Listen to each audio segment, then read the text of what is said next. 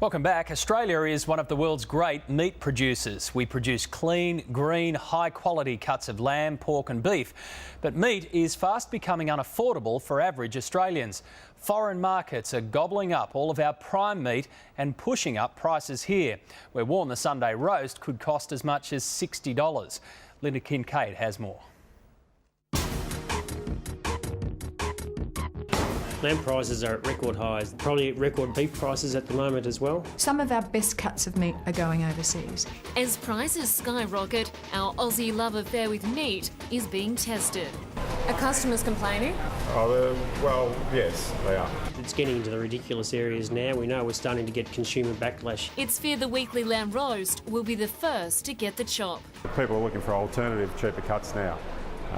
Like minced steak or sausages. Gary McBean from Gary's Quality Meats in Melbourne's Prahran Markets says lamb dishes altogether could soon be scrapped from the average household menu. An average, say, a leg of lamb 3 years ago, they were $25 each. Now they're about $49, $50, and midwinter they could even hit $60 for a leg of lamb. It's out of the reach for average people. We're in uncharted waters as far as where lamb prices will go. Experts say we are in a sheep crisis. Supply is down. We haven't seen flock sizes this low in more than 100 years. We've seen farmers destock because of the basically 15 years of below average rainfall. Meat and Livestock Victoria President Chris Nixon says much of what we have left we're sending offshore.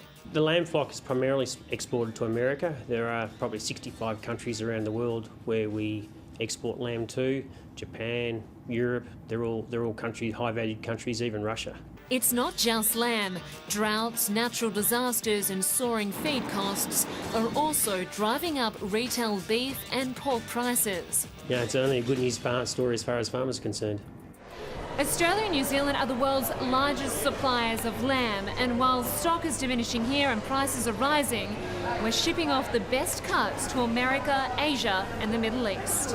If many of our channels of distribution are owned by foreign interests, you'd have to say a lot of the money is actually going directly into foreign hands. In the past year, we've shipped out almost half of all our lamb and most of our mutton. Almost 24,000 tonne to Asia, more than 36,000 to the Middle East and over 34,000 tonne to America. More than 60% of Australia's best beef was exported, around 350,000 tonne to Japan, around 124,000 to Korea, and almost 200,000 tonne to America. As for pork, more than 18,000 tonnes were shipped to Asia, over 6,000 to New Zealand. What do you think about the price of lamb? It's high.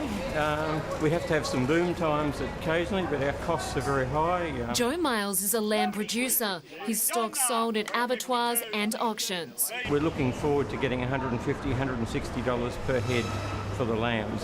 But on the other hand, when you see the price that you pay in the supermarket, there's a lot of going to the middleman. What do you think about the middleman making such a big profit?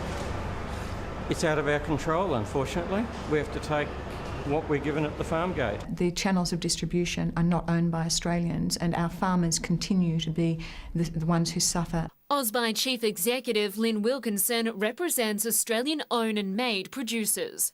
We are now actively selling off our best farms to foreign interests and foreign countries, because globally other countries see that food is going to be in short supply.